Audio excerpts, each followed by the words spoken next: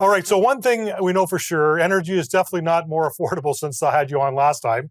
The first clip I want to show you, and we'll talk about all things energy, is of the opposition asking about government rebates and having concerns from premiers that are saying this is kind of costly. So let's roll to the clip, and then we'll come right back. Well, she doesn't believe me. Well, maybe she'll believe the Liberal Premier of Newfoundland and Labrador, who said as the July 1st implementation date of the federal regulations approaches, Atlantic premiers remain concerned about the detrimental and disproportionate impact they will have on Atlantic Canadians. Together with the carbon tax increase also scheduled for July 1st, an increase in the cost of gasoline and diesel is anticipated.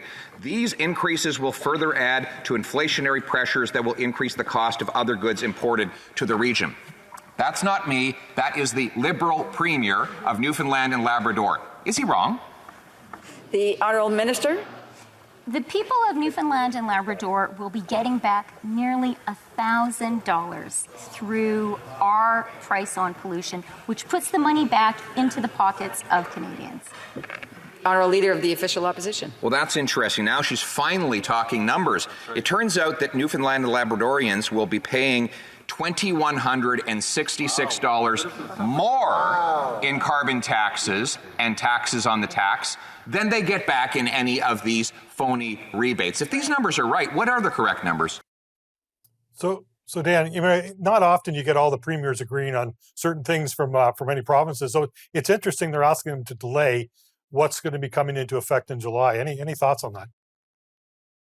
Well, what's coming into effect on July 1st, Dean, is the second carbon tax. Interesting that the finance minister didn't answer even the second carbon tax, which we know the Clean Fuel Standard does not have any rebate.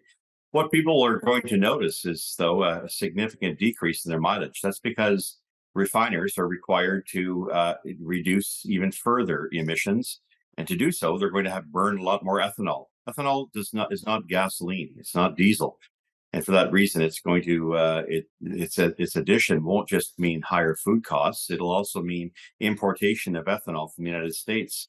More importantly, it's also going to mean about a 5 to 10% decrease in your mileage. So you're going to notice the first indirect tax is in fact going to be lousier mileage. And that's, by the way, Dean, just for the first 2 years. After 2025, you're going to start to see the elevation in the price of the second carbon tax as refiners have to go to carbon credit markets.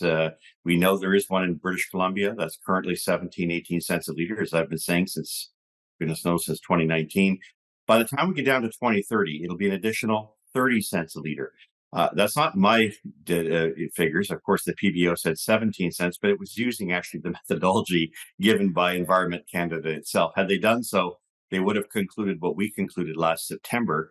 For the second time, pointing out the shortcomings of the CFS. Glad to see the premiers of Atlantic Canada again coming together to fight the federal government on this. The reality, however, is it's going to have a devastating impact. You'll have the first carbon tax going up by about 42 cents a liter. We already know it's up 16 cents. And then add on to that another 30 cents a liter. Then the devastating impact. We're not even talking about, the CFS applying to things like natural gas or propane. That's the second volley that the federal Liberal NDP coalition is prepared to impose on Canadians. So Dan, one of the things that was going back in that clip is just the government saying you'll get $1,000 back.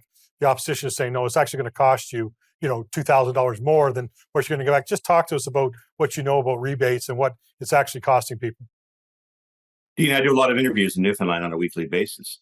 And I can tell you that the cost of energy is among the highest in the country, short of Vancouver, where there is the only reason Vancouver is higher is because it currently has in British Columbia a clean fuel standard. So Newfoundland will join the parade and will come at a time in which incomes are extraordinarily challenged in that part of the country where, let's face it, it is among the less wealthy of the provinces. And so the impact will be, as the parliamentary budget officer says, even more damaging, not just with the first carbon tax, which won't meet, as the PBO has pointed out, will not meet the increase in cost. And we're not even talking about direct costs.